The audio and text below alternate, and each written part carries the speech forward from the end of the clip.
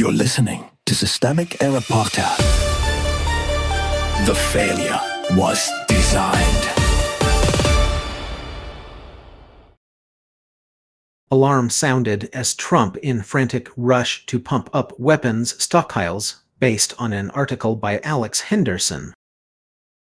Trump wants more war. The arsenal is baked in delay. The short version: The Hill reports that Trump is pushing to rebuild U.S. weapons stockpiles after draining them in the wars in Ukraine and Iran. But the industrial base cannot deliver on his timetable. Missiles and interceptors take years to produce. Contractors cannot instantly expand capacity, and even a massive $1.5 trillion defense request would not turn today's depleted caches into tomorrow's ready supply. The real decision makers. The power here is not some abstract national need. It is Trump, Congress, the Pentagon, and the contractors he summoned to the table: Boeing, Lockheed, Honeywell. Trump is the one demanding more weapons after helping burn through the existing supply. Congress controls the money, the contractors control the bottlenecks, and the public, as usual, gets the bill and the euphemisms.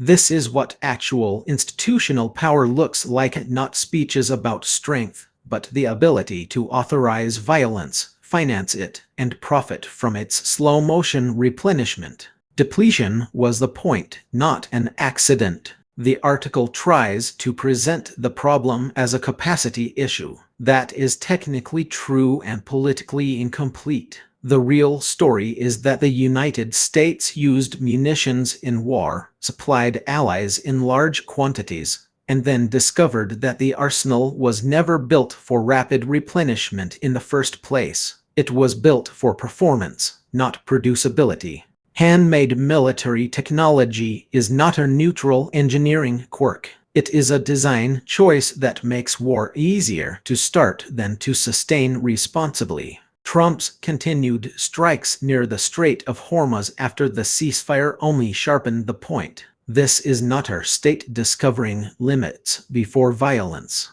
It is a state continuing violence while trying to catch up with the consequences. Manufacturing as national myth. Washington loves to speak about defense production as if industrial policy were a patriotic incantation. But the article shows the opposite. Supply chains, funding cycles, and long lead times expose how much of U.S. militarism depends on fragile, slow, expensive fabrication. The system sells omnipotence and delivers delay. That delay matters. It means the political class can authorize escalation in days and spend years pretending the industrial base will eventually absorb the shock. It also means defense contractors are never really accountable for readiness in the moment they are invoked to guarantee it. They are rewarded for backlog, not just output.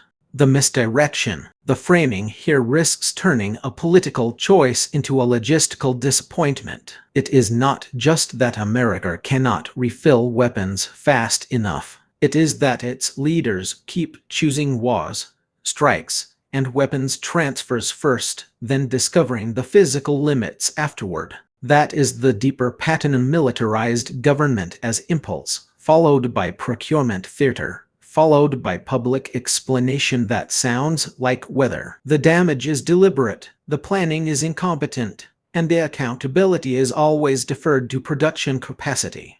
What this reveals: the system does not lack foresight so much as it lacks restraint. It is perfectly capable of funding destruction, normalizing escalation, and rewarding the firms that build the tools of both. What it cannot do is convert that machinery into a rational foreign policy or a credible account of why the United States keeps confusing force with control. The lesson is not that the arsenal is insufficient. It is that the political order treats war as an input problem and democracy as an afterthought. You've been listening to Systemic Error. Thanks to AltaNet for today's article. With it automated voice of Bryce. Thanks for listening.